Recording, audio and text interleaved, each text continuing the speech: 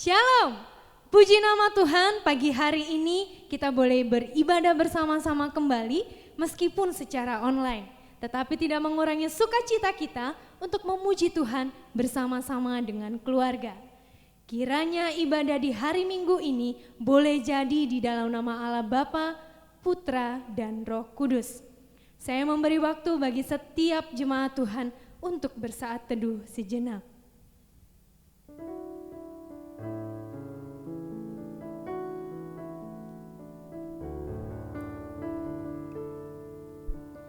Roma pasalnya yang ke-6, ayat ke-17 hingga ayatnya yang ke-18.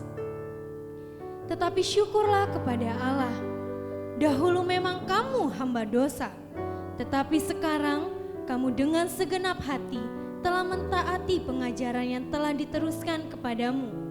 Kamu telah dimerdekakan dari dosa dan menjadi hamba kebenaran. Bersama-sama kita nyanyikan pujian. Ku bersyukur buat kasih-Mu. Kita bersyukur untuk setiap penyertaan Tuhan yang kita rasakan hari lepas hari. Ku bersyukur buat kasih-Mu. Ku bersyukur buat kasih-Mu menyelamatkan hidupku. Oh Yesus, Tuhan dan Rajaku. Dengan apa akan ku balas anugerah-Mu yang ajaib? Biarlah hidupku selalu menyenangkan hati-Mu. Ku bersyukur buat kasih-Mu.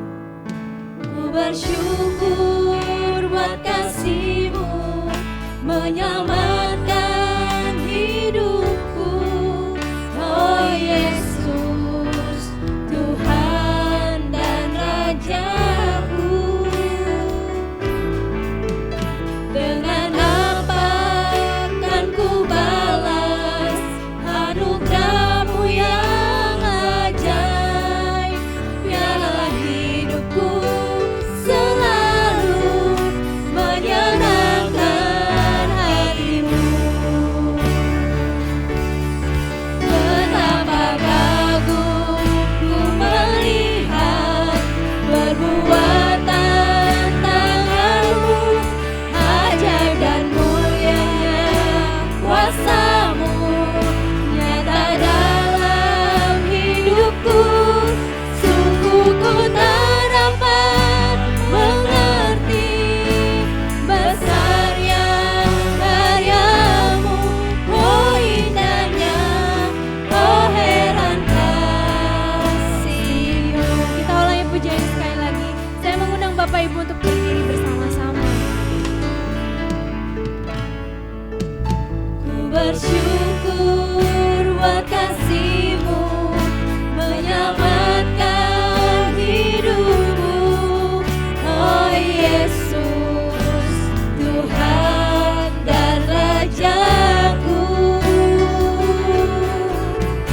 Dengan apa akan ku balas anugerah-Mu yang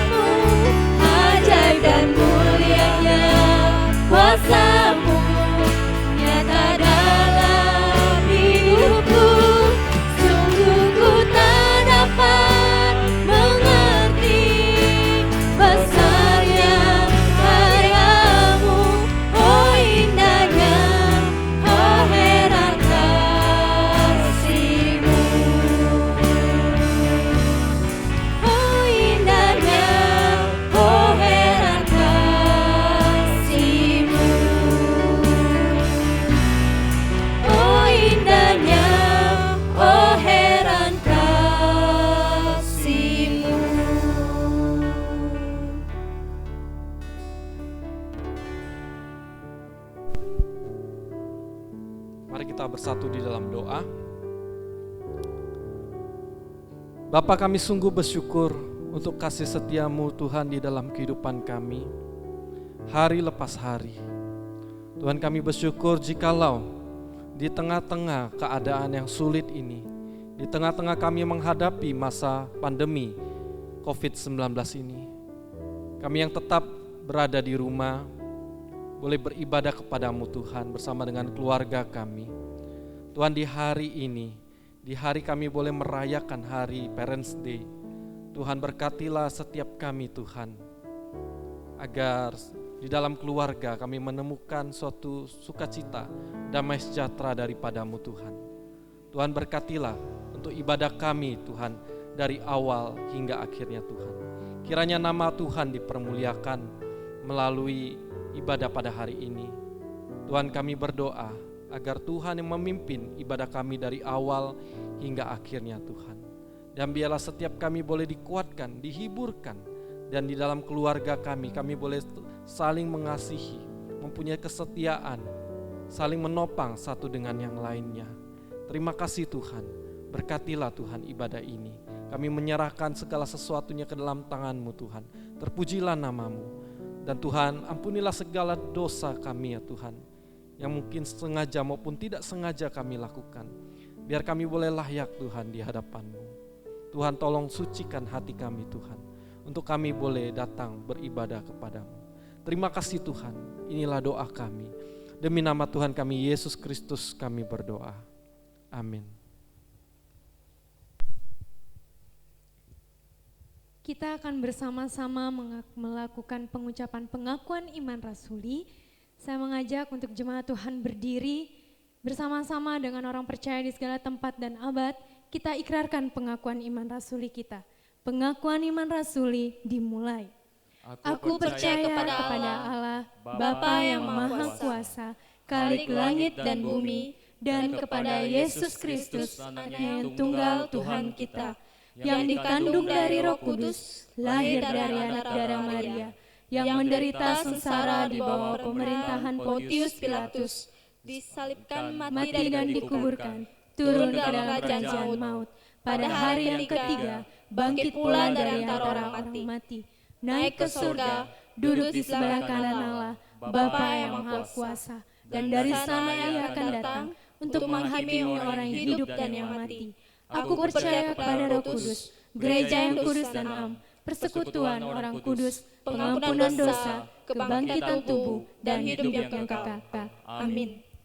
Masih tetap berdiri, kita akan terus memuji Tuhan. Sungguh segala sesuatu yang Tuhan izinkan terjadi, tetap Tuhan mau bilang, kita mau tetap berkata, Tuhan, terima kasih, Engkau sangat baik.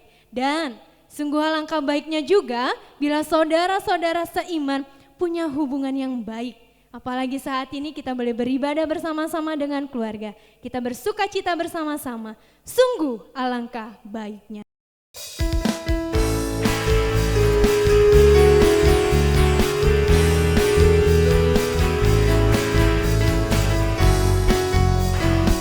Dengan penuh sukacita kita nyanyikan pujian ini. Sungguh alangkah baiknya dan indahnya. Sungguh alangkah baiknya, sungguh alangkah indahnya, bila saudara semua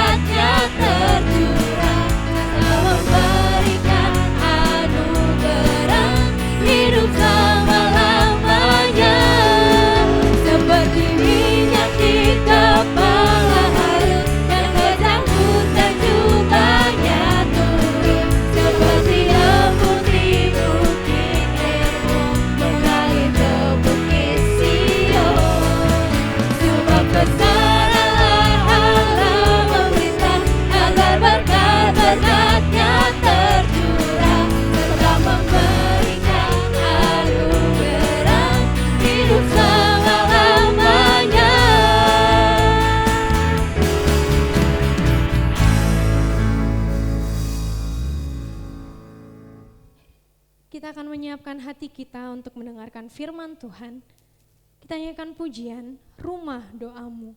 Inilah kerinduan kita bersama. Diri kita gunakan, diri kita berikan kepada Tuhan untuk menjadi rumah doa. Terbeban untuk mendoakan banyak orang, terbeban mendoakan suku-suku, terbeban mendoakan semua orang.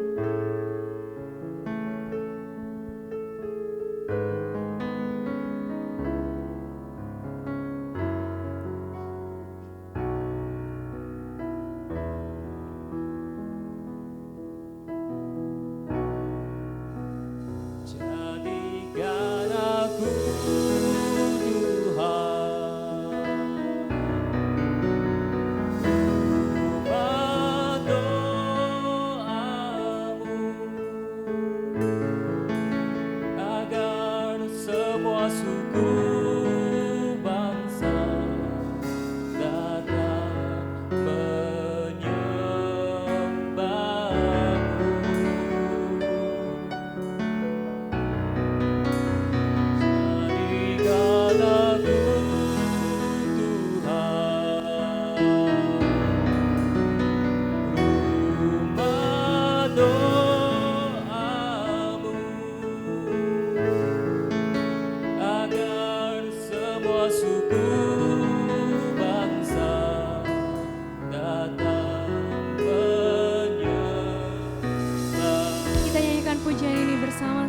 Ku bawa hidupku sekarang.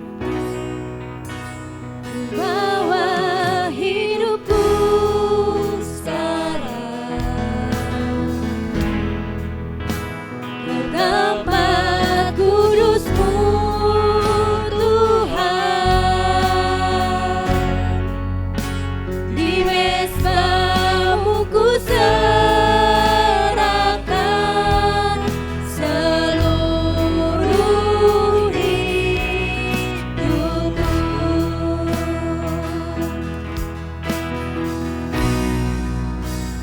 penuhi hatiku sekarang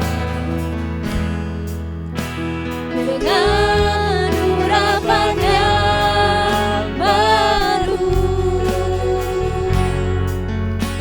agar aku lebih lagi mendengar suara-Mu.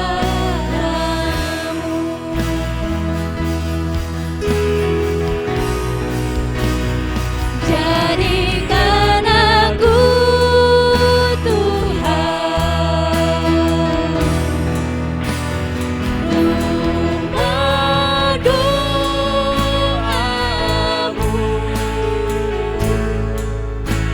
agar semua suku bangsa datang menyembah-Mu.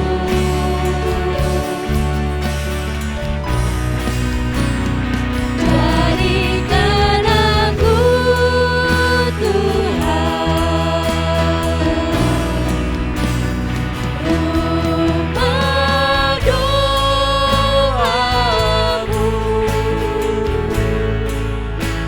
agar semua suku bangsa datang menyembah-Mu.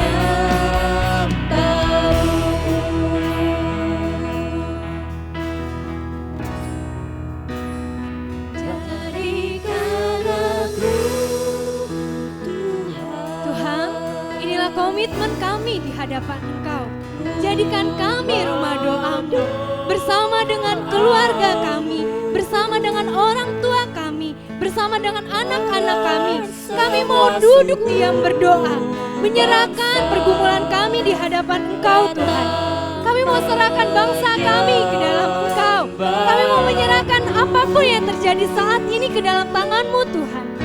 Tuhan pulihkan bangsa kami, Tuhan pulihkan negeri kami. Tuhan tolong kami, berikan hati kami untuk kami menjadi setia dalam berdoa. Ini komitmen kami dan kerinduan kami Tuhan, untuk menjadi rumah doa Tuhan, bersama dengan keluarga kami berdoa, memohon pertolongan kepada kepada Tuhan. Tuhan pulihkan bangsa kami, Tuhan pulihkan negeri kami. Tuhan tolong kami, jadikan kami rumah doa-Mu. Jadikan aku Tuhan rumah doa-Mu, agar semua suku bangsa datang menyembah-Mu.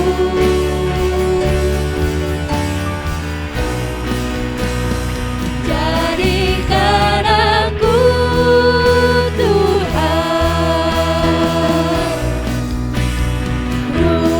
Tuhan rumah doa-Mu, agar semua suku bangsa datang Dengan iman kita mau katakan, jadikan kami rumah doa-Mu Tuhan. Jadikan kami untuk setia berdoa kepada-Mu. Jadikan aku Tuhan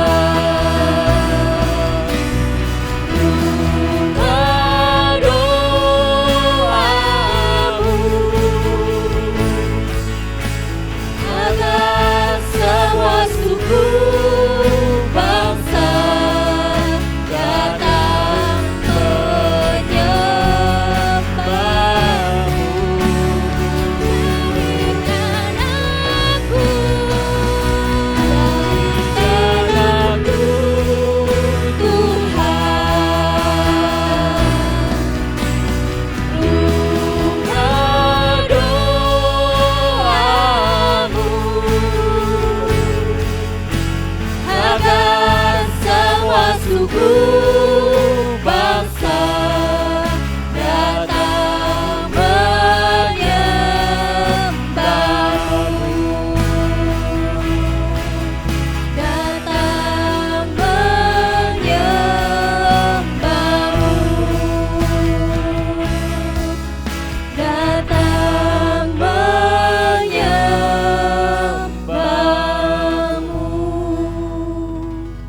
Fransiskus yang akan menyampaikan firman Tuhan, dipersilakan.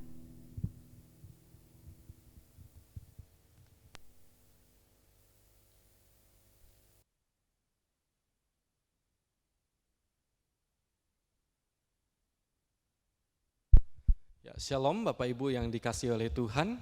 Pada kesempatan yang berbahagia ini, kita akan sama-sama merenungkan firman Tuhan. Kita akan memulainya dengan berdoa terlebih dahulu. Mari sama-sama kita berdoa. Bapa dalam sorga, terima kasih untuk kesempatan yang indah. Jika pada hari ini, di hari Minggu ini kami boleh sama-sama kembali beribadah kepada-Mu Tuhan, walaupun di rumah kami masing-masing. Di saat ini kami boleh merayakan hari Parents Day, biarlah ada kasih di dalam keluarga kami, sebagai anak-anak boleh mengasihi orang tua, dan kiranya melalui firman Tuhan ini juga boleh memberikan kami kekuatan di dalam keluarga. Tuhan berkati setiap kami yang akan mendengarkan firman-Mu Tuhan. Tuhan tolong berikan, curahkanlah Roh Kudus-Mu agar kami boleh mengerti Tuhan akan firman-Mu, agar kami boleh melakukannya itu di dalam kehidupan kami sehari-hari juga. Tuhan pimpin juga hamba-Mu yang lemah dan terbatas ini Tuhan. Berikan kekuatan dan hikmat daripada-Mu. Terima kasih Tuhan, kami menyerahkan pemberitaan firman Tuhan ini ke dalam tangan-Mu. Demi nama Tuhan kami, Yesus Kristus, kami berdoa. Amin. Ya, apa kabar Bapak Ibu Saudara sekalian?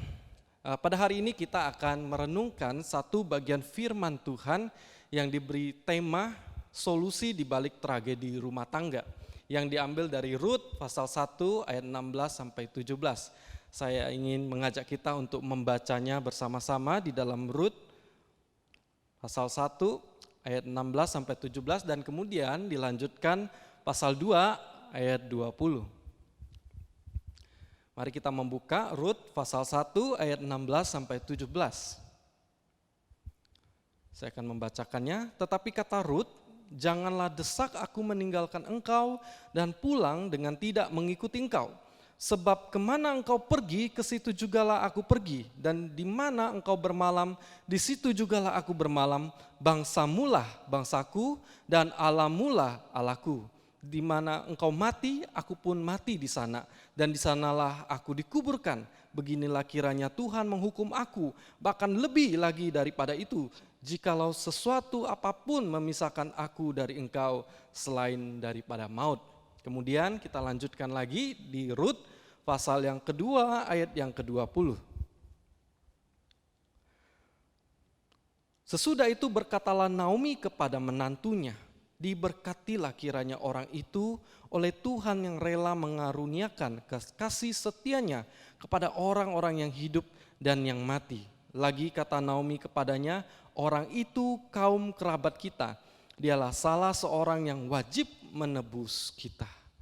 Nah Bapak Ibu Saudara, beberapa hari yang lalu ya, atau beberapa minggu yang lalu ketika di masa-masa krisis seperti ini, saya mendengar ada banyak begitu kisah-kisah yang memilukan, keluarga-keluarga yang mengalami kesulitan dan sebagainya. Ada salah satu kisah di mana seorang suami yang mempunyai seorang istri, seorang perawat, di mana dia karena merawat pasien COVID-19 dan dia harus terinfeksi COVID-19 ini dan dia harus dikarantina. Suaminya tidak dapat melihat istrinya karena istrinya harus dikarantina dan sampai akhirnya istrinya pun meninggal dunia. Dan sampai dia meninggal dunia pun dia tidak bisa melihat dia. Itu suatu peristiwa yang sangat menyedihkan. Ada lagi di mana peristiwa di mana mamanya tertular COVID-19, kemudian masuk ke rumah sakit dan tak lama kemudian juga ayahnya, papanya sendiri yang juga tertular. Akhirnya mamanya terlebih dahulu dipanggil oleh Tuhan dan kemudian berikutnya barulah sang ayah. Dia nggak bisa melihat ketika ayahnya masuk ke rumah sakit sampai ketika ayahnya dikuburkan. Dia tidak bisa melihat ayahnya kembali. Sungguh kisah yang menyedihkan. Saya pikir ada banyak sekali kisah-kisah yang menyedihkan di dalam pandemi COVID-19 ini. Dan saya tidak tahu apa yang terjadi juga di dalam kehidupan Bapak Ibu Saudara yang ada di rumah. Mungkin ada permasalahan rumah tangga lainnya dan sebagainya. Biarlah di hari Parents Day ini kita boleh diberikan kekuatan dan diberikan penghiburan oleh Tuhan untuk menghadapi tragedi di dalam rumah tangga. Nah Bapak Ibu, kita akan belajar dari satu bagian firman Tuhan di dalam kitab Rut ini yang boleh mengajarkan kita bagaimana Tuhan bekerja di tengah-tengah keheningan. Kitab Rut itu merupakan kitab yang sangat unik sekali. Kisah ini merupakan suatu kisah tragedi, tetapi diakhiri dengan suatu komedi. Diawali dengan duka cita dan diakhiri dengan sukacita. Nah, kitab ini jika kita baca, sangat jarang sekali kita menemukan Tuhan berbicara kepada Rut, Tuhan berbicara kepada Naomi, atau berbicara kepada orang-orang tokoh-tokoh di dalam kitab Rut ini. Tetapi bukan berarti Allah itu tidak ada.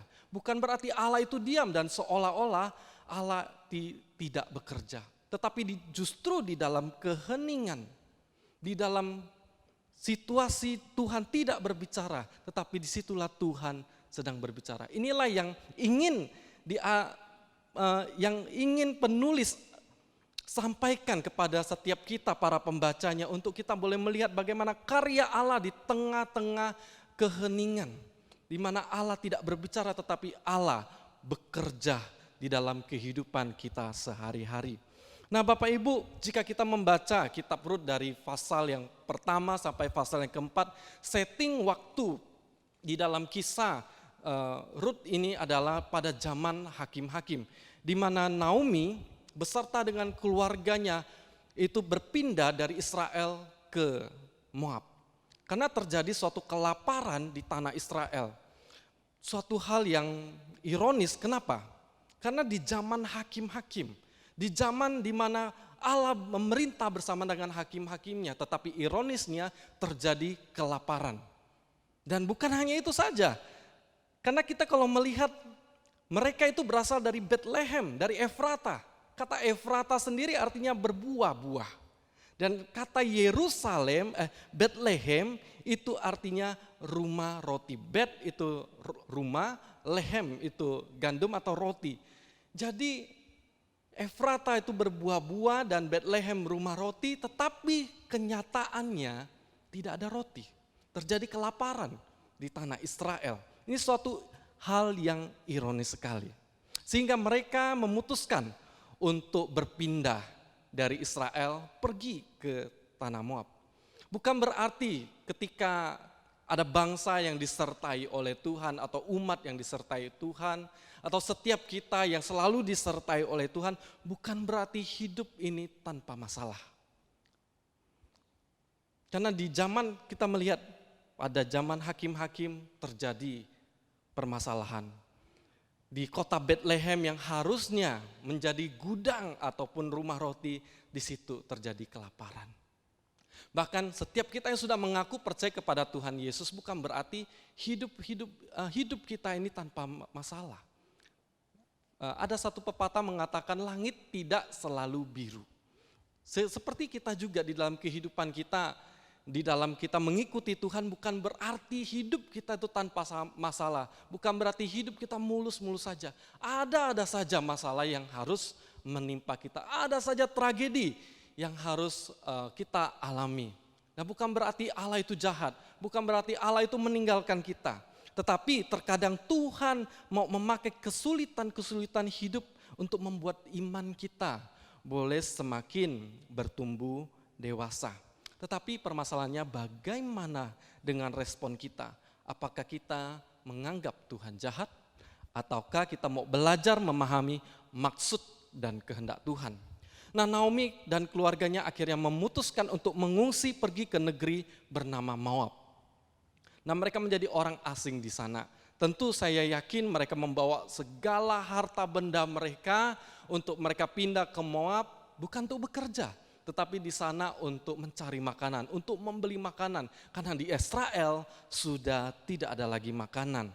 Nah, bayangkan kalau mereka tidak mempunyai harta yang banyak, mana mungkin mereka bisa tinggal diam lama di tanah Moab. Dan anaknya pasti tidak akan menikah kalau mereka itu miskin, ya kan? Nah, tanah Moab sendiri itu memiliki suatu arti, di mana Moab merupakan anak dari hasil perkawinan sumbang atau incest antara Lot dengan Lot yang merupakan keponakan Abraham dengan anaknya sendiri, anak perempuannya sendiri yang paling tua. Bayangkan bapak ya punya anak dari anak kandungnya sendiri.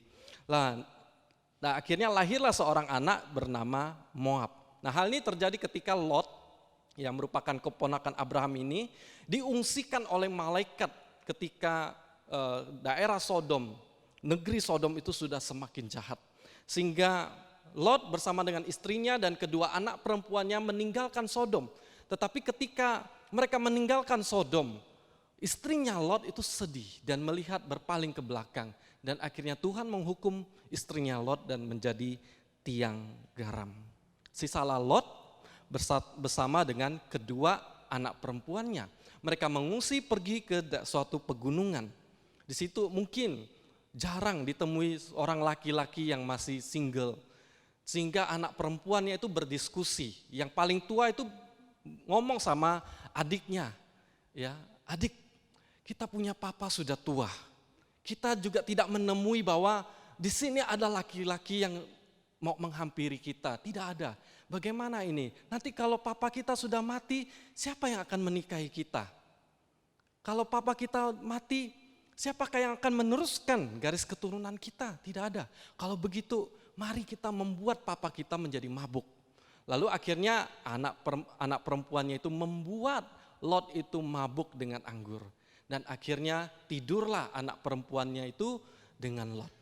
Dan akhirnya lahirlah seorang anak bernama Moab. Nah, Moab ini pun bingung ya mau panggil Lot itu papanya atau kakeknya ya.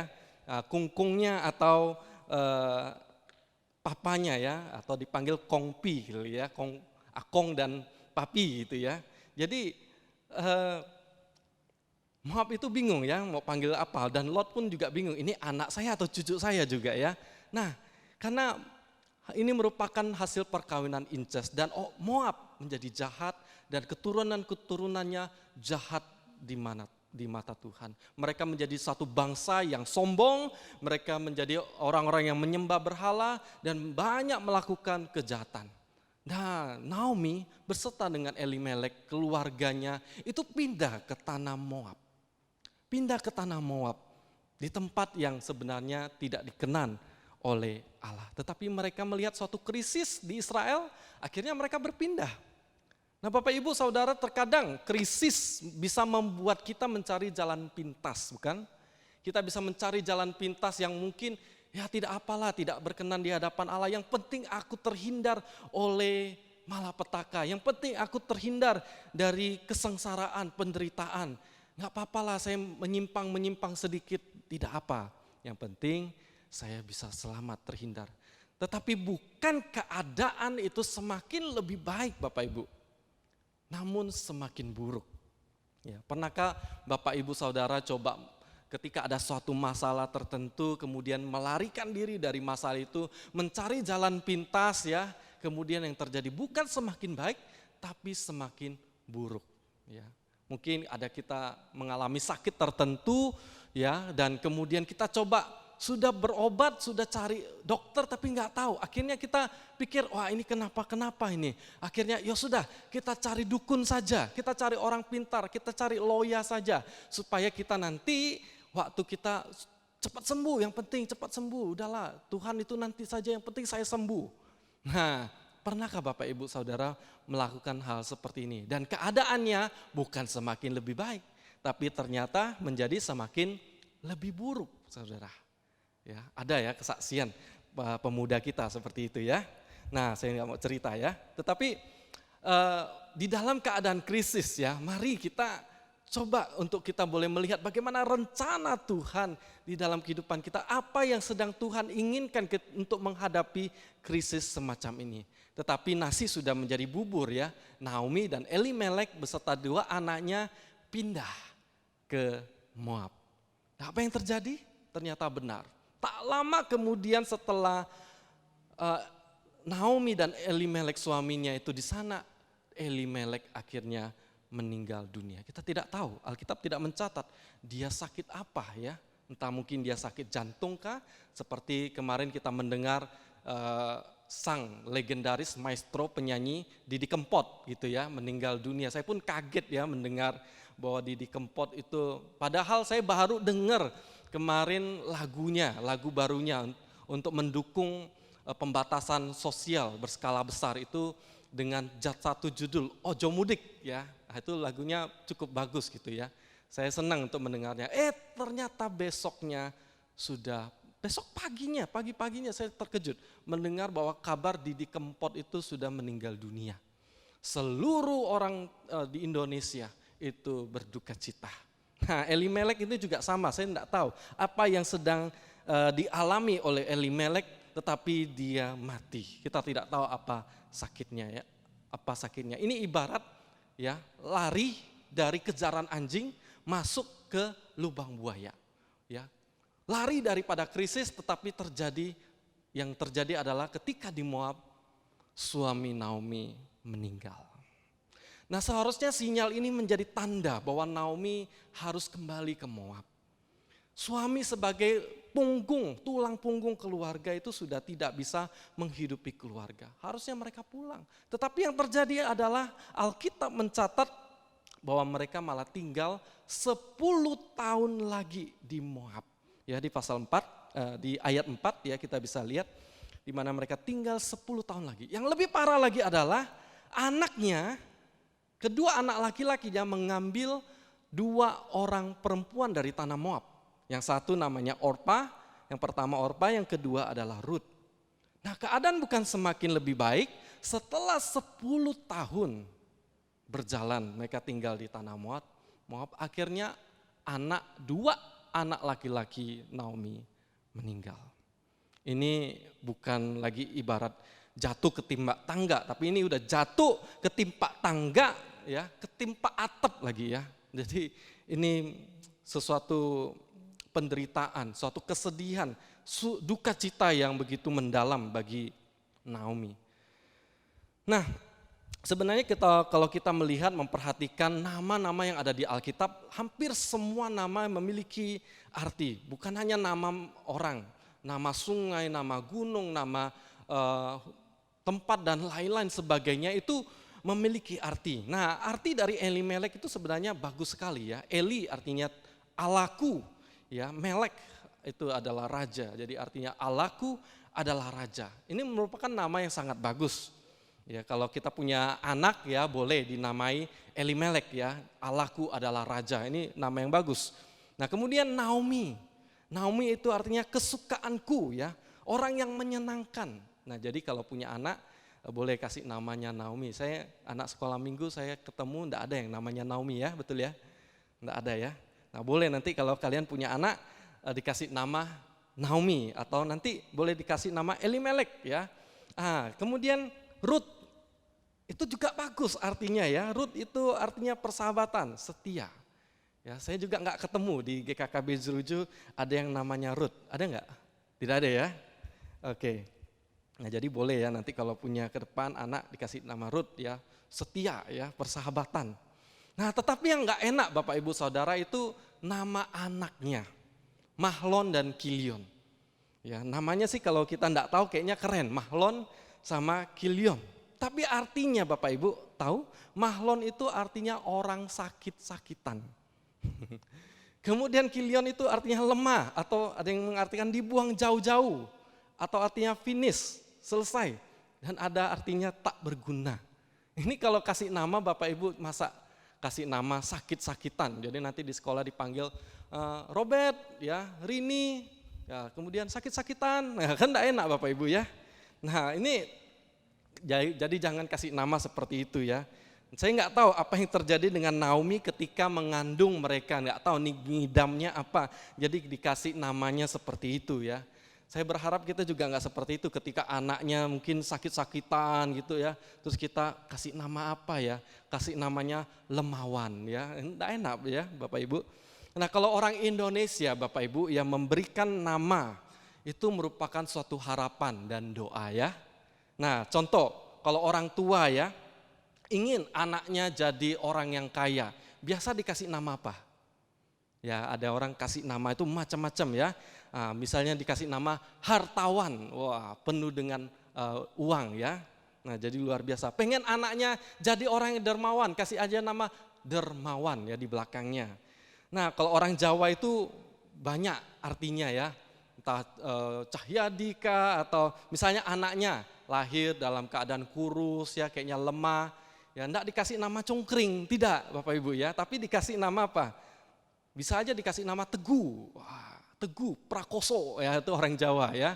Jadi dikasih nama itu suatu harapan. Ingin anaknya nanti tumbuh besar menjadi orang yang teguh, menjadi orang yang perkasa walaupun waktu lahir anaknya itu sakit. Nah, itu merupakan suatu keinginan orang tua, harapan orang Indonesia seperti itu. Bahkan ada saya lihat kemarin baca-baca artikel gitu ya, ada nama orang Indonesia itu luar biasa juga. Ada yang dikasih nama Satria Baja Hitam.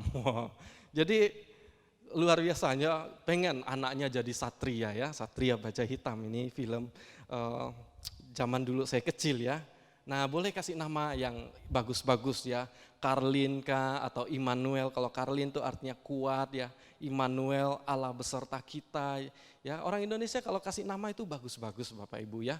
Ya, kalau dulu zamannya namanya Budi, ini Ibu Budi atau Hendra atau sebagainya. Sekarang udah beda-beda ya, namanya George ya, Jonathan ya, namanya Samuel wah dan sebagainya. Indah-indah bagus ya. Nah, tetapi yang terjadi adalah kalau di zaman Israel tidak seperti itu. Mereka menamai anaknya sesuai dengan keadaan, sesuai dengan kondisi. Ya, misalnya contohnya di dalam 1 Samuel 4. Ketika istri Pinehas ya, anak dari Imam Eli yang hamil tua, mendengar kabar bahwa tabut Allah itu dirampas. Kemudian mertuanya itu meninggal. Lalu akhirnya apa? Anaknya waktu lahir dikasih nama Ikabod. Nah, apa artinya Ikabod? Ya, I artinya tidak ya. Kabot artinya kemuliaan. Artinya kemuliaan telah tiada. Ya, jadi nggak enak kalau panggil nama anak kemuliaan tidak telah tiada. Ya, jadi nggak enak Bapak Ibu ya. Mereka suka memberikan nama seperti itu. Tapi ada yang bagus, seperti contohnya Hana di dalam kitab Samuel. Ketika Hana itu dia mandul, dia berdoa meminta kepada Tuhan agar diberikan anak. Dan Tuhan mengabulkan, Tuhan mendengarkan akan permintaan daripada Hana. Dan akhirnya nama anaknya diberi nama Samuel, artinya Allah mendengar. Nah ini bagus ya, keadaannya sesuai, ya bagus. Nah karena orang-orang Israel itu memberi nama itu sesuai dengan kondisi yang terjadi pada saat itu. Kalau misalnya anaknya sedang sakit-sakitan ya nanti dikasih namanya sakit-sakitan gitu ya, enggak enak ya. Atau kalau anaknya letoy-letoy dikasih nama letoyman ya enggak enak kan Bapak Ibu. Nah jadi itulah yang terjadi pada bangsa Israel. Nah akhirnya nama mereka menunjukkan nasib yang terjadi kepada mereka. Mahlon dan Kilion akhirnya meninggal setelah 10 tahun di tanah Moab. Ini suatu perasaan kesedihan, penderitaan, duka cita yang mendalam bagi Naomi. Bukan hanya ditinggalkan oleh suami dan anak-anaknya.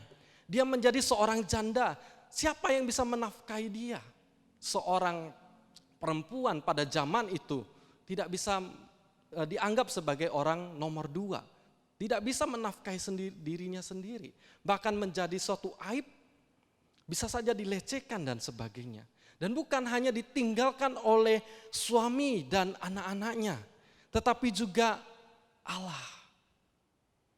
Sehingga Naomi merasa seolah-olah Allah itu menghukum dia, seolah-olah Allah itu meninggalkan Naomi. Sehingga ketika Naomi pulang, dia mengganti namanya. Yang tadinya namanya adalah kesukaan, sekarang diganti namanya menjadi marah, pahit, kepahitan. Dia melihat keadaan yang mengapa begitu terjadi. Tuhan mengambil suaminya, Tuhan mengambil 2 anaknya dan sisa dia sendiri saja. Ini merupakan suatu kesedihan, duka cita yang luar biasa. Dan bukan hanya itu saja. Ketika Naomi harus pulang ke Israel, dia harus siap untuk menjadi bahan pembicaraan, digosipin. Ya, itu tuh Naomi, ya. Makanya sudah dinasihatin jangan pergi ke Moab. Ya, di sini aja menetap saja, nanti krisis ini nggak akan lama kok. Tapi mereka pindah. Ya, bisa saja digosipin. Bukankah Naomi itu orang yang katanya menyenangkan, tapi kok sekarang menjadi mukanya menjadi sangat sedih, tidak punya harapan dan sebagainya. Jadi omongan masyarakat. Ini sudah seperti saya katakan sudah jatuh, ditimpa tangga ya, ditimpa atap ya, nggak tahu ditimpa apa lagi Bapak Ibu ya. Ini suatu duka cita yang mendalam. Nah akhirnya Naomi dalam keadaan tersebut dia tetap memutuskan untuk pulang ke Israel. Karena ia mendengar bahwa keadaan di Israel sudah dipulihkan oleh Allah. Dan Allah telah memperhatikan umatnya dan telah menyediakan makanan di Israel. Lalu berkemaslah Naomi bersama dengan kedua menantunya. Waktu di jalan Naomi berjalan, dia pikir, loh kok menantu saya mau ikut saya ya? Ini bingung Bapak Ibu Saudara ya, kalau misalnya disuruh pilih, para menantu-menantu disuruh pilih ya, misalnya suami kalian sudah meninggal. Pilih yang mana, ikut mertua atau kembali kepada orang tua? Lebih enak ikut mana Bapak Ibu? Ikut orang tua kah atau ikut mertua? Saya yakin percaya kita akan jawab ikut orang tua ya kan. Nah tetapi yang terjadi adalah kedua menantu Naomi ini mengikuti Naomi, mertuanya. Ya, sampai akhirnya Naomi sadar, loh nanti kalau dia kembali sama-sama dibawa ke Israel, apa jadinya? Mereka seorang janda, orang Moab lagi. Orang Israel menganggap orang Moab, orang negeri di luar Israel itu anjing. Orang-orang yang dipinggirkan, yang tidak dianggap, akan sulit. Bahkan Naomi mau menghidupi mereka dengan cara apa? Sehingga Naomi memutuskan untuk mendesak mereka untuk pulang. Jadi Naomi meminta untuk Orpa dan Rut, pulang, kalian pulanglah, saya tidak bisa menghidupi kalian. Nanti kalian akan jadi dibully di tanah Israel. Kalian tuh orang Moab, janda lagi. Tetapi akhirnya mereka terus mendesak, ya, mereka terus tetap kami mau ikut. Akhirnya dijelaskan lagi sama Naomi. Naomi mengatakan, pulanglah di pasal yang ke-12, pulanglah anak-anakku, pergilah sebab sudah terlalu tua aku untuk bersuami. Seandainya pikirku ada harapan bagiku dan sekalipun malam ini aku bersuami, bahkan sekalipun aku masih melahirkan anak laki-laki, masakkah kamu menanti sampai mereka dewasa? Masakkah karena itu kamu harus menahan diri dari tidak bersuami? Janganlah kiranya demikian anak-anakku, bukankah jauh lebih pahit yang aku alami daripada kamu, sebab tangan Tuhan teracung terhadap aku. Menangis pula mereka dengan suara keras, lalu Orpa mencium mertuanya itu minta diri. Tetapi Rut tetap berpaut kepadanya. Setelah dijelaskan, Orpa akhirnya, iya, nanti kalau saya ikut sama mertua, apakah saya bisa bertahan untuk tidak bersuami? Akhirnya Orpa pun meninggalkan mertuanya Naomi. Tetapi yang herannya adalah Rut tidak mau. Dia katakan apa? Jangan desak aku meninggalkan engkau dan pulang dan dengan tidak mengikuti engkau. Sebab di mana engkau pergi, ke situ jugalah aku pergi. Di mana engkau bermalam, di situ jugalah aku bermalam. Bangsamulah bangsaku, Allahmulah Allahku. Di mana engkau mati, aku pun mati di sana. Di sanalah aku dikuburkan. Beginilah kiranya Tuhan menghukum aku. Bahkan lebih lagi daripada itu, jikalau sesuatu apapun memisahkan aku dari engkau selain daripada maut. Ini kesetiaan Rut itu sesuai dengan namanya, ya. Luar biasa sekali. Rut itu sampai bersumpah gitu ya, beginilah Tuhan menghukum aku. Luar biasa. Saya percaya mungkin Rut telah mengenal Allahnya, Allah Israel. Karena ia bersama dengan Naomi. Mungkin Naomi beserta dengan anaknya itu sudah menceritakan kemuliaan Allah di tanah Israel. Dan sehingga ia melihat Allah-Allah yang di tanah Moab itu merupakan berhala-berhala yang tidak bisa berbuat apa-apa. Sehingga Naomi merasakan, aku mau ikut dengan Allahmu. Aku mau ikut dengan Allahmu, Naomi. Suatu kesetiaan daripada Rut untuk mengikuti Naomi. Untuk mereka bersikeras, tidak mau kembali kepada bangsanya yang menyembah berhala. Rut merupakan menantu yang setia. Saya percaya kalau Bapak Ibu punya menantu seperti ini, saya yakin pasti Bapak Ibu akan sayang sekali ya. Bukan saja ketika Naomi dalam keadaan kaya, tetapi dalam keadaan miskin pun, sudah tidak ada apa-apa, tidak ada seorang suami lagi. Tetap Rut mau mengikuti Naomi. Luar biasa. Bahkan setelah sampai kepada Israel, Rut itu berinisiatif untuk mencari makan. Seharusnya Naomi yang memelihara kehidupan menantunya. Tetapi Rut berinisiatif untuk pergi ke ladang untuk mengumpulkan bulir-bulir gandum yang jatuh daripada para penyabit-penyabit. Mengumpulkannya untuk bisa makan. Luar biasa, ini memang menantu kesayangan ya. Saya berharap GKKB Jeruju juga ya. Anak-anak perempuannya nanti suatu kelak pun bisa menjadi menantu-menantu kesayangan. Ya, amin. Tidak ada yang amin ya.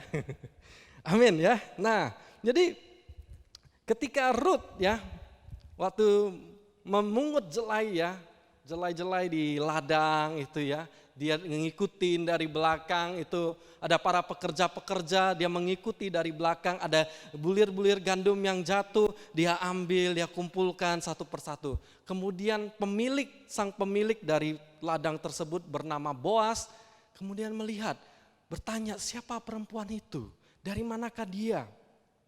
Lalu dia tanya kepada bujangnya, siapa perempuan itu? Lalu bujangnya berkata, dia itu seorang perempuan Moab, Tuhan. Dia itu menantunya Naomi. Tahu kan? Oh iya, Naomi itu adalah sanak saudara saya, masih keluarga.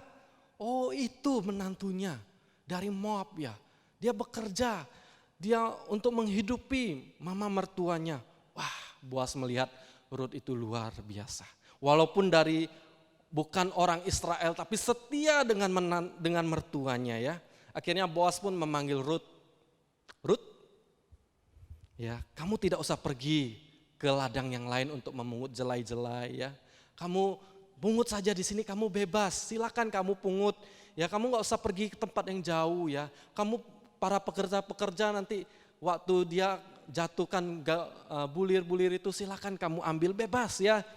Nanti kalau misalnya para pekerja itu minum, kamu boleh ikut minum, silakan ya. Enjoy ya. Anggap saja ladang sendiri ya. Nah biasanya kita kan ngomong anggap saja rumah sendiri ya. Nah itu kata Boas kepada Rut ya. Rut itu merasakan belas kasihan, dia sujud menyembah kepada Boas ya. Boas ini merupakan seorang yang luar biasa. Kalau mau cari pasangan Bapak Ibu ya, bagi Bapak Ibu yang punya anak-anak perempuan ya. Nah pilihlah laki-laki itu seperti Boas. Boas itu punya nama artinya itu adalah rajin, tekun, ulet. Wah ini kalau kasih nama kepada anak pun boleh ya, namanya Boas. Tapi bukan Buas ya Bapak Ibu ya, Boas. Nah Boas ini bukan saja kaya, bukan saja rajin, bukan saja baik hati, bukan saja murah hati. Tapi juga dia rela berkorban ya dan sebagainya. Siapa ibu-ibu yang tidak suka kalau punya anak perempuan terus menantunya itu seperti Boas.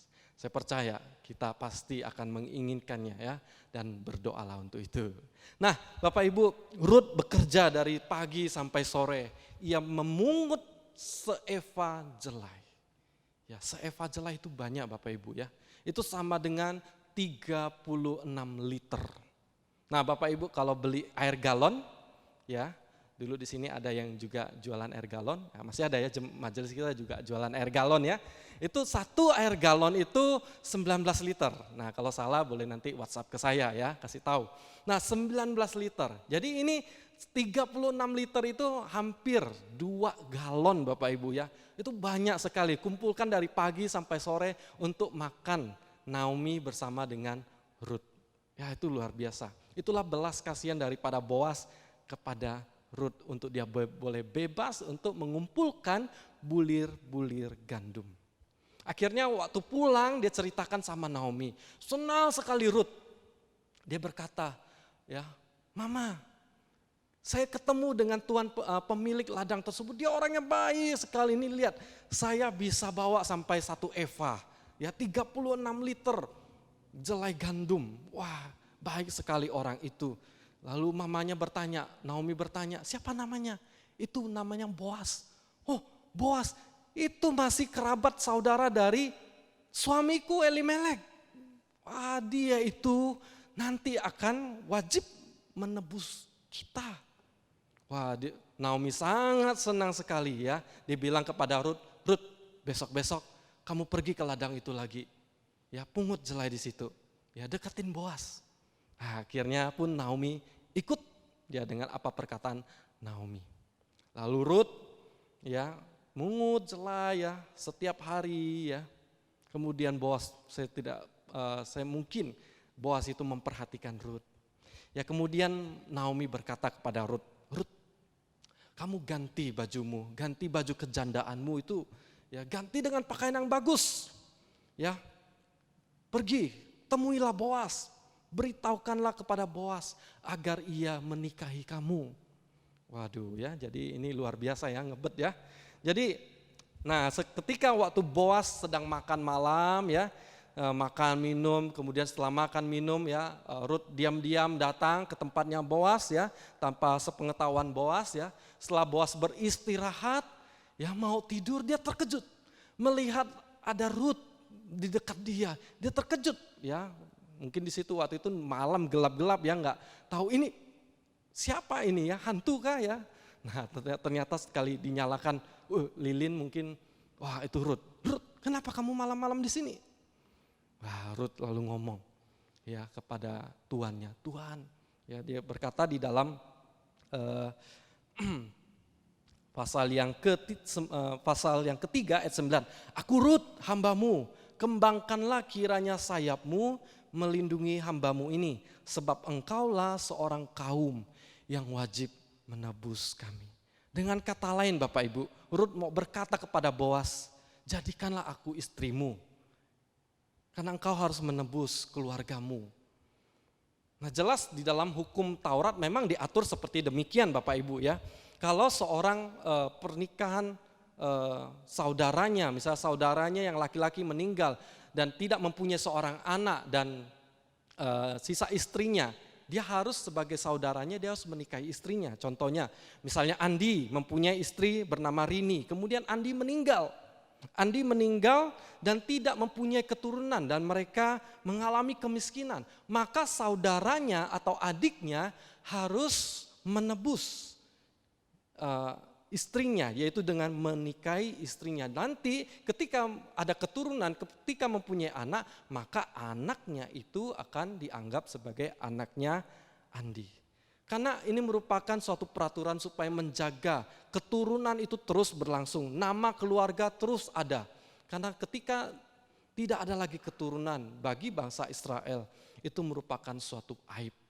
Jadi apa yang dikatakan oleh Naomi kepada Rut dituruti oleh Rut untuk menjaga, memberlangsungkan akan garis keturunan daripada keluarga Naomi. Nah akhirnya ketika setelah mendengar perkataan itu, Boas berkata, tunggu dulu. Memang aku seorang dari keluarga Elimelek, memang aku seorang keluarga daripada suami Naomi. Tetapi aku bukan orang yang pertama. Ya, aku bukan orang yang pertama, aku orang yang kedua. Ada yang lebih layak untuk menikahi kamu, ada yang lebih dekat. Ya, dalam garis keturunan itu lebih dekat, dia harus menikahi kamu. Nanti saya tanya dulu sama dia. Kalau misalnya dia bersedia untuk menikahi kamu, maka dia akan menikahi kamu. Tapi kalau dia tidak bersedia menikahi kamu, aku siap untuk menikahimu. Wah luar biasa ya. Jadi pada keesokan harinya, Boas pun itu pergi ke pintu gerbang, kemudian akhirnya dia ketemu. Ya kebetulan dia ketemu dengan saudaranya ya. Entah ada apa gitu ya, pokoknya ketemu. Lalu dia katakan, "Hai bro, ya gimana kabarmu?" Ya, ada kabar baik ini untuk kamu bro ya. Jadi begini, kamu tahu nggak tentang Mahlon itu? Saudaramu, saudara kita gitu. Oh iya Mahlon. Mahlon itu kan sudah meninggal anaknya Ibu Naomi kan? Iya betul. Nah kabar baiknya adalah kamu sebagai saudara dari sanak saudaramu, sanak keluargamu itu harus menebus keluarganya. Kamu akan mendapatkan tanah miliknya, harta miliknya. Wah kemudian saudaranya begitu girang ya. Waduh mantul ya, mantap betul ini ya. Wah dengan senang hatinya nanti saya tambah lagi kekayaan saya. Tetapi Boas bilang tapi ada syaratnya ya. Syaratnya begini ya, karena Mahlon sudah meninggalkan istrinya, kamu juga harus menikahi istrinya. Ya, istrinya orang Moab. Mau nggak? Aduh kalau begitu kata saudaranya, sorry bro. Kalau hartanya saya mau bro. Tapi kalau menikahi Rut, aduh jangan deh, aku nggak mau. Dia sudah janda. Ya saya bisa pilih kok perempuan yang lebih baik. Ya, dia udah janda orang Moab. Nanti apa kata dunia? Nanti orang akan membuli saya, nggak mau saya, nggak mau. Akhirnya kamu sajalah Boas, kamu tolong saya, ya kamu biarlah kamu yang menikahi Rut. Kata akhirnya, oke, kamu serius, cius bro, serius ya. Oke kalau gitu kita akan sahkan. Lalu mereka pergi ke tua-tua untuk menukar kasut sebagai tanda sah pengesahan bahwa yang akan menikahi Rut itu adalah Boas. Ya kalau sekarang kita kalau surat perjanjian kan pakai apa?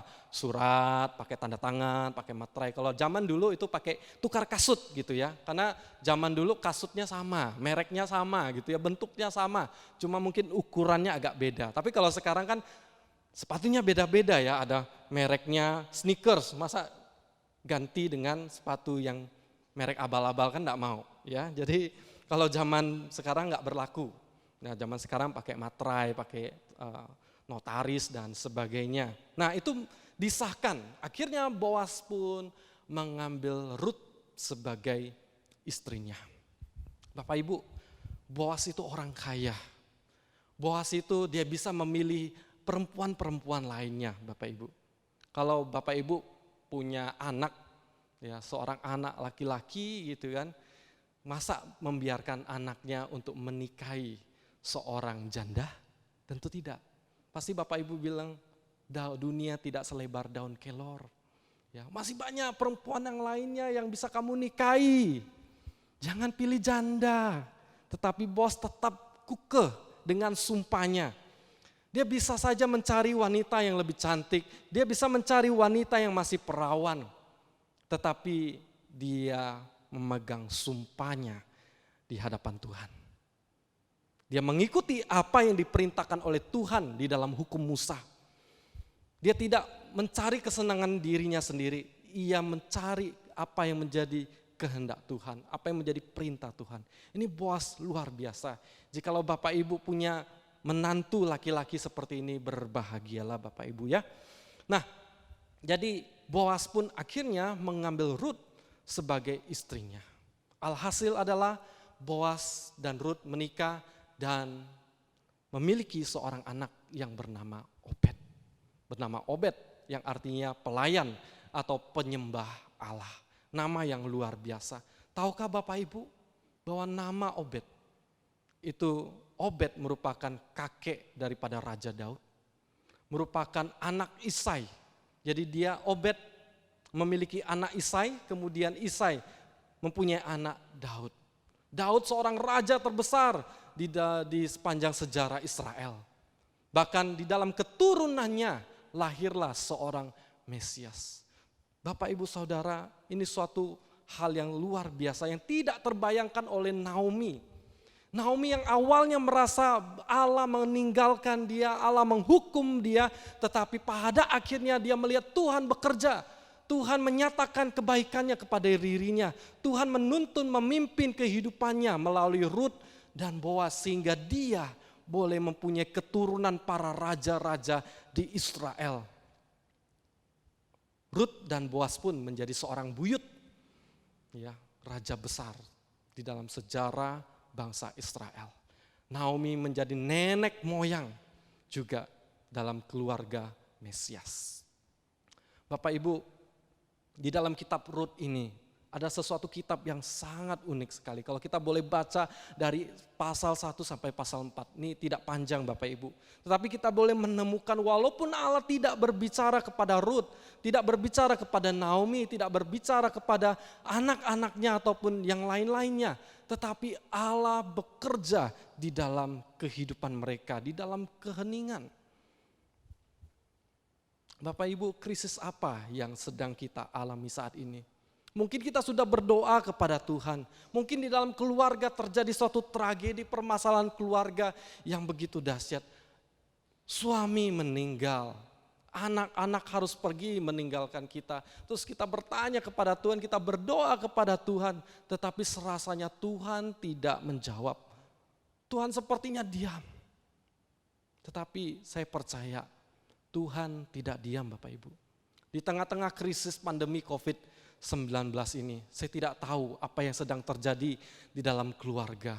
Mungkin ada yang cekcok, mungkin dengan suaminya kehilangan pekerjaan, sudah tidak dapat menghidupi akan keluarganya. Mungkin anak-anaknya itu mengalami permasalahan dan sebagainya, akan menjadi sangat sulit sekali. Tetapi kita percaya, kita harus bersandar kepada Tuhan. Kita percaya bahwa Tuhan mempunyai cara. Tuhan bekerja di dalam kehidupan kita. Mazmur 46 ayat 10 mengatakan, diam dan ketahuilah bahwa akulah Allah. Allah tidak pernah meninggalkan diri kita. Bapak Ibu, kita melihat suatu yang tragis pada awal cerita Naomi. Tapi boleh berakhir dengan kebahagiaan. Kita bersyukur Tuhan telah menunjukkan, memberikan kebahagiaan yang luar biasa kepada setiap umatnya. 2000 tahun yang lalu Bapak Ibu, Tuhan telah datang ke dalam dunia untuk menyelamatkan kita. Harusnya kita binasa. Tetapi sekarang kita yang percaya kepadanya, kita boleh memperoleh hidup yang kekal. Saya percaya walaupun di dalam kehidupan saat ini, Bapak Ibu mengalami penderitaan, kesulitan dan sebagainya. Saya percaya ketika kita boleh berhadapan dengan Tuhan, muka dengan muka, kita tidak akan merasakan lagi penderitaan itu. Tapi sukacita, kebahagiaan yang luar biasa. Saudara, mungkin saya mengatakan seperti ini karena saya belum berkeluarga dan saya juga tidak berani berbicara banyak tentang keluarga. Tetapi yang saya mau katakan adalah janji Tuhan yang akan memberikan kita sukacita, memberikan kita keamanan, memberikan kita damai sejahtera. Percayalah kepada Tuhan Bapak Ibu. Marilah kita juga belajar dari kesetiaan Rut. Marilah kita juga belajar dari pengorbanan Boas. Dia rajin, tekun. Ya, saya menghimbau, bahkan saya mendorong ya, yang perempuan ya boleh mengikuti langkah jejaknya Rut. Bahkan yang laki-laki boleh menjadi seperti Boas. Ya, jadi sehingga pemuda-pemudi GKKB Jeruju itu menjadi para calon-calon menantu yang disukai oleh para mertua-mertua ya. Nah, amin. Semoga amin ya. Nah, amin semuanya ya. Nah, jadi Bapak Ibu Saudara, biarlah kita boleh belajar daripada kehidupan Rut, Boas. Bagaimana Alkitab menceritakan memakai mereka untuk mengubahkan kehidupan Naomi, untuk memulihkan kehidupan Naomi. Bapak Ibu, mungkin di dalam rumah kita sebagai seorang anak ya, sebagai anak kepada orang tua, biarlah kita juga bisa dipakai untuk menjadi alatnya Tuhan. Seperti Tuhan memakai Rut, Tuhan memakai Boas, Tuhan juga bisa memakai hidup kita sebagai anak-anaknya untuk membahagiakan orang tua kita. Mungkin di saat-saat seperti ini kita tidak bisa pergi bebas keluar rumah, mari kita bantu orang tua kita. Apa yang bisa kita kerjakan? Biarlah kita boleh membalas budi kepada orang tua. Kita bisa menyenangkan orang tua kita. Mereka sudah melahirkan kita, mereka sudah membesarkan kita. Saya pun juga berusaha berjuang, walaupun dulu ada masa-masa di mana sulit untuk menerima orang tua. Tetapi terus saya mau belajar, mereka telah melahirkan saya, mereka telah membesarkan saya. Saya harus menghargai mereka, saya harus mencoba membahagiakan mereka.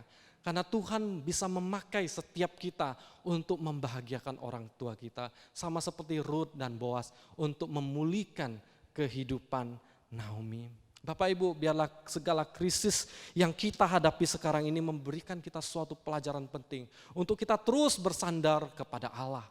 Meskipun kita tidak melihat tangan Tuhan sedang bekerja. Kita mungkin tidak mendengar suara Allah ketika kita berdoa. Tetapi percayalah, Allah tidak meninggalkan kita. Allah bekerja di dalam keheningannya. Ia bekerja, ia mempunyai maksud dan rencana yang mulia. Rancangan Allah tidak pernah gagal Bapak Ibu. Percayalah kepada Allah. Dia akan memelihara kehidupan kita. Dialah Allah Bapa yang memperhatikan kehidupan kita.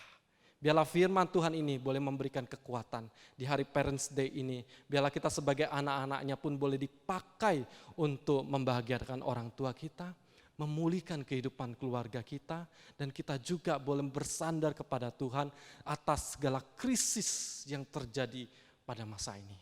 Biarlah sama-sama kita boleh merenungkan firman Tuhan. Biarlah firman Tuhan ini boleh melekat di dalam hati kita dan boleh kita lakukan dalam kehidupan. Ya, untuk meresponi firman Tuhan pada hari ini, saya ingin mengajak Bapak Ibu Saudara untuk menaikkan pujian dari KPPK 423, Bapa Sorgawi Memeliharaku. KPPK 423, Bapa Sorgawi Memeliharaku.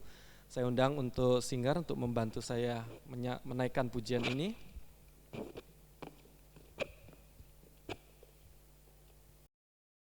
Biarlah melalui lagu ini boleh memberikan kita kekuatan di tengah-tengah permasalahan kehidupan di dalam keluarga.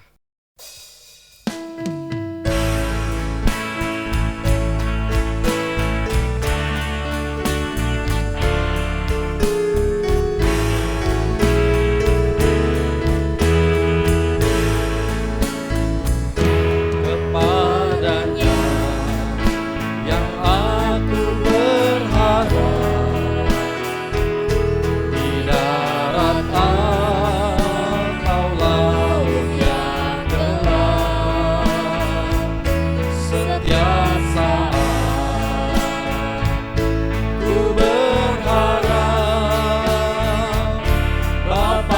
surgawi memeliharaku.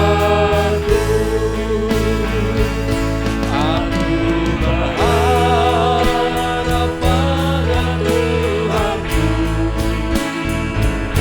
di raya kawal menyeru. Ku tak gentar, ya tak ingkar, Bapa surgawi memeliharaku. Baik, yang kedua. Dan Bapa menjaga, lalu rumput yang menuntut pulang, kasih-Nya yang limpah ruah, Bapa surgawi memeliharaku. Aku berharap pada Tuhanku, Berharap pada Tuhanku, hingga raya lautan menderu. Ku tak gentar, ya tak ingkar, Bapa surgawi memeliharaku. aku berharap pada Tuhanku. Aku berharap pada Tuhanku, hingga raya lautan menderu. Ku tak gentar, ya tak ingkar, Bapa surgawi memeliharaku.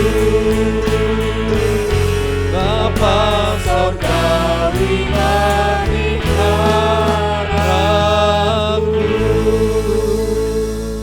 Puji nama Tuhan, mari kita bersatu di dalam doa. Bapa dalam sorga, terima kasih untuk firman-Mu kepada setiap kami. Tuhan, kiranya boleh menolong kami di tengah-tengah keadaan yang sulit ini Tuhan. Tuhan, kami tahu di dalam menjalani masa-masa yang sulit, kami tentu mungkin merasa bahwa Engkau Tuhan yang menghukum setiap kami. Tetapi ternyata di dalam kediaman-Mu Tuhan, di dalam kami tidak melihat Engkau, tetapi Engkau bekerja di dalam hati setiap kami Tuhan.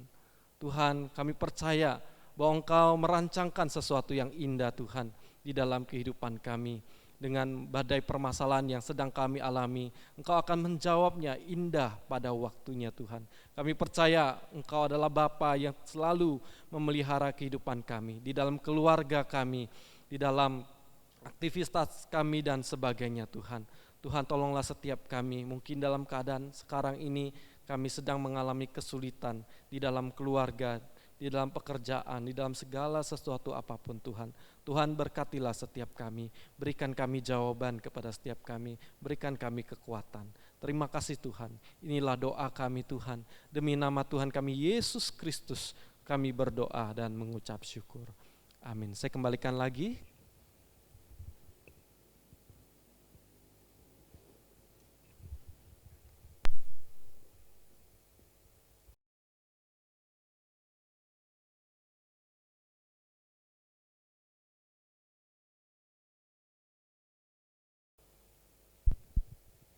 Puji nama Tuhan, kita sudah diberkati oleh firman Tuhan dan kita bisa memberikan persembahan saat ini dengan 3 cara. Yang pertama yaitu dengan Bapak Ibu bisa mentransfer melalui ATM BCA atas nama Saukoy dengan nomor 1710747918. Dan cara yang kedua boleh mengantarkan langsung ke gereja. Sudah disiapkan kotak persembahan di lobi gereja, Bapak Ibu boleh memberikannya untuk langsung datang ke gereja. Dan cara yang ketiga, jika Bapak Ibu mau memberikan persembahan, Bapak Ibu boleh menghubungi setiap hamba-hamba Tuhan untuk mengambil persembahan di rumah masing-masing. Dan persembahan dijalankan, kita nyanyikan pujian, nyatakan kasih.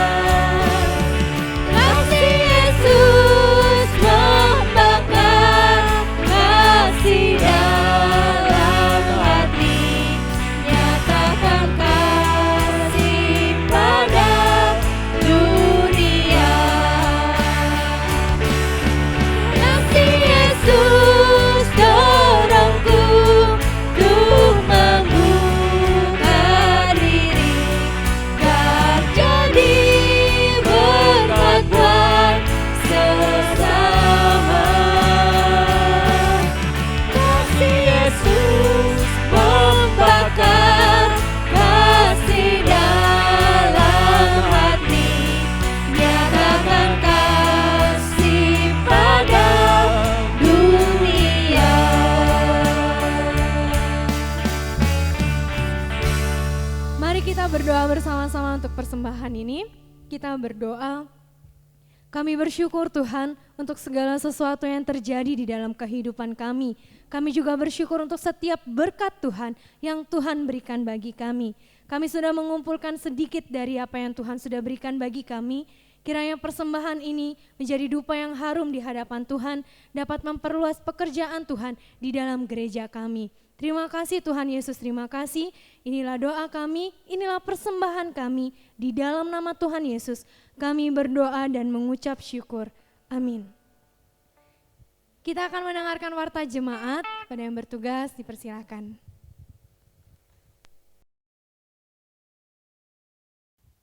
Ya, shalom Bapak Ibu Saudara sekalian. Kita akan mendengarkan warta jemaat. Kita boleh menyimaknya, nanti juga akan dibagikan kepada Bapak Ibu melalui via WhatsApp di grup aktivis ya maupun di grup pemuda. Nah Bapak Ibu, saya akan membacakan warta kepada kita. Yang pertama, sidang jemaat yang dikasihi Tuhan, ibadah raya hari Minggu di gereja belum bisa aktif sampai waktu yang diumumkan kepada jemaat. Dan kemudian yang kedua, jemaat dihimbau tetap beribadah di rumah secara online melalui rekaman video. Jemaat dapat membuka YouTube setiap minggu dengan mengetik GKKB Jeruju atau GKKB Jemaat Jeruju ya, bisa melihat video-video kita, video-video ibadah kita bisa diikuti di rumah. Saya mendorong kita juga untuk mengikutinya dengan hikmat, mempersiapkan diri untuk bersama-sama beribadah. Nah, kemudian juga kita juga terus mendoakan situasi negara kita, kebijakan pemerintah khususnya Pemda Kalimantan Barat untuk penanganan persebaran virus COVID-19. Kita berharap Bapak Ibu agar pandemi COVID-19 ini boleh segera berakhir dan kita boleh bersama-sama lagi untuk beribadah di tempat ini ya. Kemudian sakramen pembaptisan dan upacara penyerahan anak bulan Juni 2020 serta kelas katekisasi akan ditunda sampai waktu yang akan diumumkan. Ya, kemudian bagi jemaat yang ingin memberikan persembahan, persepuluhan atau jenis persembahan lainnya dapat memakai cara mentransfer ke nomor rekening Bank Gereja BCA, tadi sudah disebutkan, yaitu 1710747918 atas nama Salkoi. Kemudian bukti transfer dapat dikirim ke nomor WhatsApp Majelis Bendahara Saudara Timotius. Nanti akan dibagikan juga, saya akan membacakannya kepada Bapak Ibu. Nomornya adalah 0896 7545 9188. Saya ulangi, 0896 7545 9188 dengan mencantumkan nama dan jenis persembahan. Ya, kemudian juga dapat mengantar langsung ke rumah Majelis Bendahara Saudara Timotius dan Ibu Eng Muifah. Nah, kemudian yang berikutnya adalah memasukkan langsung ke kotak persembahan yang disediakan di lobi gereja yang ada di bawah dekat kantor hamba Tuhan. Kemudian yang berikutnya, jika Bapak Ibu ingin persembahan Bapak Ibu mungkin diambil dari rumah, juga dapat menghubungi hamba Tuhan, baik saya maupun Pak Daniel Wilson untuk mengambilnya di rumah. Nah, sedangkan persembahan rutin hari Minggu bisa disisihkan juga dulu setiap minggu sampai ibadah gereja kembali menjadi normal dan bisa memakai salah satu cara di atas setelah dikumpulkan selama 4 minggu lalu diberikan sebagai persembahan syukur. Ya, kemudian segenap hamba Tuhan, majelis dan jemaat mengucapkan selamat Hari Mama Internasional ya, Mother's Day. Kiranya Tuhan Yesus memberkati semua kaum ibu, khususnya juga yang ada di GKKB, Jemaat Jeruju. Ya, kemudian saya akan membacakan info ulang tahun pada minggu ini. Ya, ada Bapak Lo Soiseng tanggal 3 Mei, kemudian ada Ibu Samue 4 Mei, kemudian ada Saudari Marlina 5 Mei, Ibu Kietsu dan Ibu Malikim 7 Mei. Nah, kiranya Bapak Ibu Saudara yang berulang tahun pada minggu ini boleh terus senantiasa diberikan kekuatan dan kesehatan oleh Tuhan dan semakin ditambah-tambahkan iman kerohaniannya kepada Tuhan dan semakin mengasihi Tuhan. Ya, kemudian untuk tema minggu depan yaitu adalah tetap memuji Tuhan di tengah badai kesulitan. Kisah Para Rasul pasal yang ke-16 ayat 19 sampai ke 26. Biarlah kita boleh mempersiapkan diri juga untuk ibadah pada minggu depan. Ya, kita akan mengakhiri ibadah kita pada hari ini. Saya mengundang setiap sidang jemaat untuk bangkit berdiri untuk menaikkan pujian doksologi.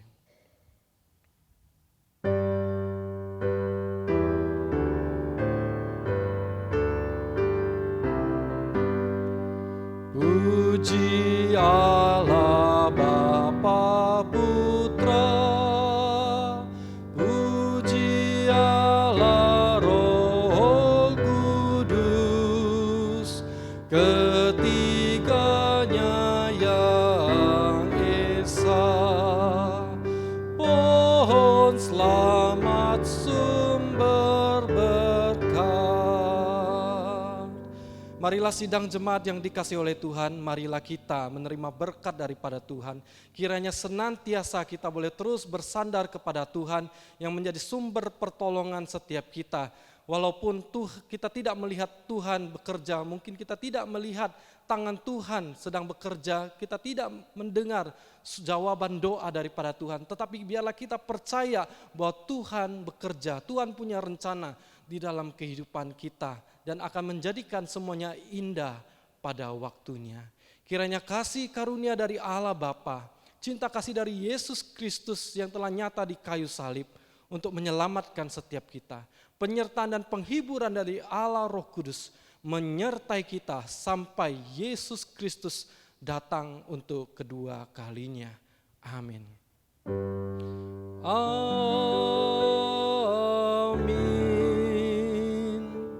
Amin.